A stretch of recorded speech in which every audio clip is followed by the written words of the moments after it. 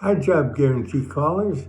Today is March 18th, 2024, and we're going to be talking today about the advantages of a person-based approach to solving poverty like the job guarantee over a place-based approach.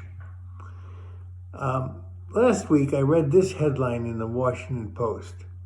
Biden aims to repair places left broken by previous economic strategies. The article went on to say, the White House unveiled $3.3 billion in federal grants to remove or retrofit highways that separate minority neighborhoods in many cities from jobs, entertainment centers, hospitals, and other services. That program will be spent across 132 communities in 40 states. Now, this is called a place-based approach because it aims to help people by repairing the damage to their neighborhoods. When the highways were routed through them, they often went through poor neighborhoods that were often occupied by black people and Hispanics. Okay, so now let's compare this place-based approach with a person-based approach like a federal jobs guarantee. The jobs guarantee has 4 big advantages, and I'm going to mention them one by one. First of all, the job guarantee is better at finding poor neighborhoods than place-centered programs. That's because the job guarantee, which pays only $18 an hour, is only going to be attractive to people making less than that, those at the bottom of the income scale.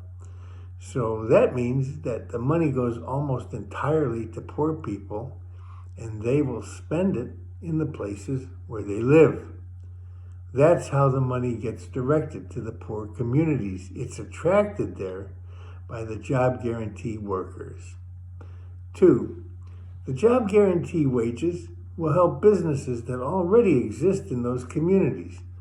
For example, local restaurants, other business stores, churches, landlords. These are the people that would feel the benefit of the spending from the job guarantee workers' increased income. And this will help those neighborhoods develop organically without tearing down what's already there and throwing the people out and gentrifying everything. So it's a much better approach to developing these neighborhoods, and it retains the richness that these neighborhoods have, cultural richness. And so that's a big advantage. Okay, so the third thing is that with the job guarantee, there's no need to go through a big operation of identifying which are the poor communities. The job guarantee program provides jobs to people where they live. And so they'll take that money that they earn from those jobs and spend it where they live. That's how you find the poor communities. It's where the poor people live.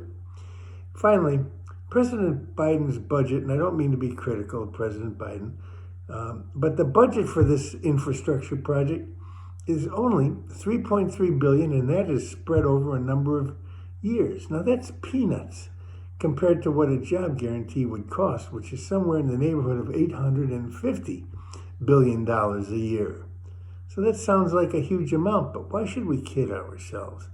If we want to eliminate poverty, and a jobs guarantee would almost entirely eliminate poverty, we're going to have to be willing to spend the money necessary to give every one of those who wants one an entry-level job.